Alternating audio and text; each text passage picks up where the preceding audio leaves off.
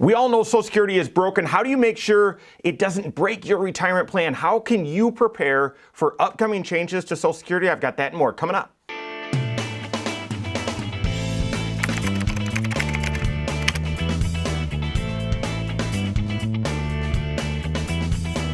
My name is Mike Bernard. I'm the host of the Wise Money Show. I'm also one of the certified financial planners right here at Korhorn Financial Group. Make sure you hit that subscribe button, turn on notifications, and smash that thumbs up button. A hard topic that applies to all of us. Social Security is broken. We know it. We've known it for a long time. Congress isn't acting. They're not making changes. We haven't had significant changes in a while, and we know what those changes were. They took the retirement age, the full retirement age from 65, and they started scaling it back to 67. Most people are now, that's your full retirement age. You can still draw an early benefit at 62. You get a reduced amount, though, if you draw before your full retirement age, which for many of us is now 67. And then your benefits will continue to grow or accumulate until age 70. This is a way, this smoothing, you could call it justified. Yes, when they came up with the Social Security system, the life expectancy for someone was in their 70s, right? Now, life expectancy for someone born today is nearly 100. And so, yes, these could be necessary changes, but what it means is cuts to benefits. Cuts to benefits that you and I have been expecting, and Congress is delaying to act on it. The most recent report that I've seen, I reported about here on the Wise Money channel, is that they're projecting the Social Security Trust Fund should be able to continue paying out benefits at the current level through 2034. That's 12 years from now. That is not a long time.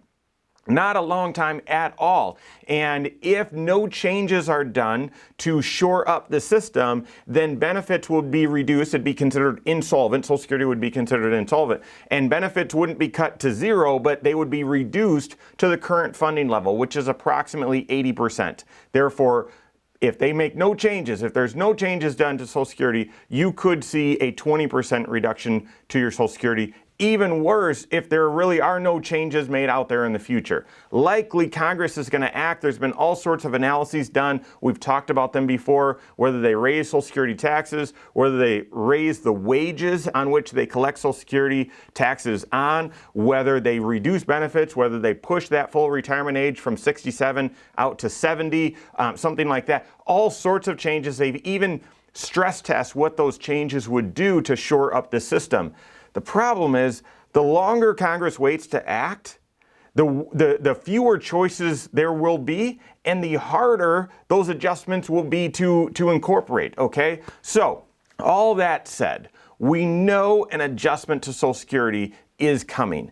How can you prepare? It's outside of your control. I mean, you can control with your own singular vote, but this isn't even one that they talk about much. And even if they do, politicians do talk about this on the campaign trail, hard to know if they're actually going to be able to pull off whatever they communicate. So how can you help manage this significant change that could be coming to Social Security? How can you plan ahead?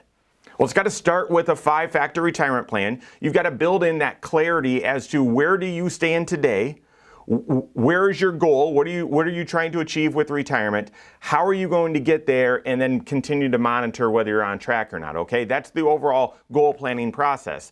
But the 5 factors are: what age are you hoping to be retired? How much do you think you'll spend? And then inflation and health insurance and all that sort of stuff on top of that. What will your income sources be? And navigating Social Security is going to be part of that. Optimizing your Social Security is part of that 3rd factor. How much do you have saved up, and how much are you continuing to save? And then how much risk are you willing to take? Investment volatility risk are you willing to take? Those are the 5 factors. Now, those are really 5 choices. You choose when you want to retire. That's going to influence either how much you can spend, or how much you need to have saved up, or how much risk you can take, and so on, right? Or if you say, well, listen, my lifestyle is this, I need to spend this in retirement, that's going to influence how long you've got to work, how many income sources you should have, what you should do with Social Security, how much you need to save up. So those are the 5 factors that are all interrelated that you should be working with your CFP on to see and stress test, well, what does your plan say? What adjustments, what behavior do you need to make today? So as it relates to Social Security, the very first thing that I would do in regards to preparing for some potential changes is I'd build that 5-factor retirement plan, and then I would stress test that plan to see what it would look like with a 20% reduction to your Social Security. That's the very first thing I would do. And you might not like the result, but it will tell you then, well, will you need to increase how much you're saving? Would you need to work a little bit longer? What would the trade-offs be if outside of your control, there's a 20% reduction to your Social Security? Stress test that. Maybe it's going to reveal to you that now you're actually in good shape. You've saved up enough. You could draw more out of your investments if that were the case, and you wouldn't deplete them at an unreasonable, unsustainable pace. But you first, instead of just ignoring it, you've got to build that 5-factor retirement plan, but then you've got to stress test it and see what a 20% reduction in Social Security would look like. Next thing I would do is I would actually, whether you're planning to or not, I would push back you drawing Social Security until age 70 and see what that does to your plan. Stress test your plan to see if you need to, if you're forced to delay Social Security a few more years, right? And you'd imagine any changes they make, that you'd still be able to draw early, you would just get an even bigger haircut. Well, that's likely going to be reflected in the 20% reduction, that stress test that you do, okay? So the second stress test is, well, would you be depleting too much of your assets if you were forced to delay Social Security a couple of years? And if that's the case, then work on those trade-offs. Well, do you need to, save up more? What would that look like? Spend less and so on. But stress test your plan in that second way to see what trade-offs and what adjustments you need to make. And then finally, just in general, I would stress test the whole thing and say, well, what happens with your overall confidence rate on that 5-factor retirement plan? If you work a little bit longer, one extra year, how does that improve your plan so that you have more confidence just in case there's a change to Social Security? So if you work an extra year, if you save more, and this is why we believe in comprehensive financial planning, because it feels nice to say, oh, you can save more, save more. It might not be realistic for everyone based on their cash flow, based on, especially with inflation right now. So looking at your comprehensive financial plan, how much could you save if you needed to save more, and see what that looks like? And then are there any other income sources that you could explore or have in retirement? That's the other big adjustment that you could make in your retirement plan if we see big adjustments to Social Security. Is there other income? Is there real estate income that you could that you could have? Is there part-time income that you could have? Is there a side job or a side hustle that you could create and have that be sort of retirement income in the early stages of retirement? So explore those adjustments as ways to protect yourself against some big changes or being blindsided by changes to Social Security.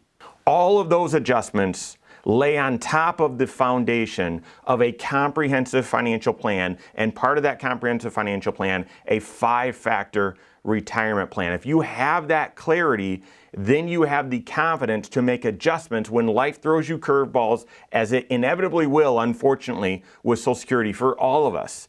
It's likely, it will have to change. We know it's going to, and we are inching closer and closer and closer towards that change becoming a crisis and having fewer and harder options to swallow. So work with your certified financial planner. Even though Congress is delaying to act, you shouldn't delay to act to get that clarity and confidence built for your comprehensive financial plan and that 5-factor retirement plan. Then do those stress tests like I talked about. Have that hard conversation with your CFP to see what adjustments, if any, you need to make. Work with your CFP on that. If you don't have one on your team, you can contact one on my team. Find us online, Korhorn.com. That's Korhorn with K. WiseMoneyShow.com. You can find us there as well, or give us a call, 574-247-5898. All right, there you have it. Go out and take your next wise step in your financial life.